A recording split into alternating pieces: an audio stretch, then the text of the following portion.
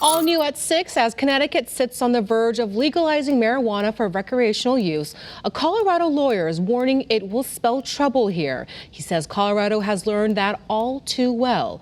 Channel 3 Eyewitness News reporter Patricia Del Rio spoke to him and about what he says are the lessons learned from Colorado. And Patricia, what did he have to tell you?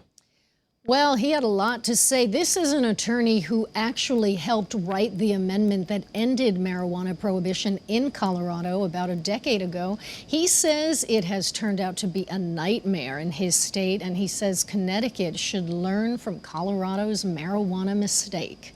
You are creating essentially another big tobacco in your state. Colorado attorney Robert Corey is sounding the alarm bells. He says almost 10 years since Colorado ended marijuana prohibition, it has become a big corporate industry that has created a host of problems, including harm to children. The studies that we have now that we didn't have 10 years ago, but we do have the benefit of these now, is that when a state commercializes it and unleashes this massive corporate promotion and advertising of marijuana in the minds of children, that normalizes it for them.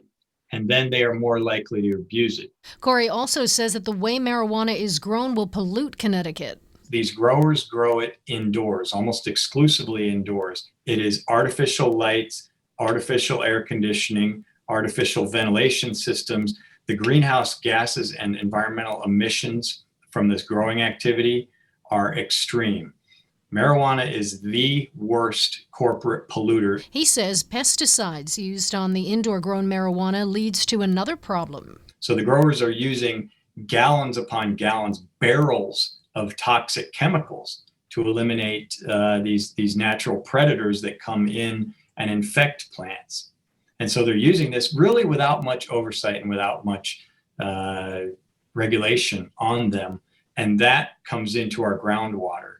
Another issue he points to is lack of regulation of the potency of marijuana. THC is the active ingredient, the psychosis-inducing psychoactive ingredient. And same thing with Connecticut under the current draft. There's no regulation whatsoever on potency of marijuana.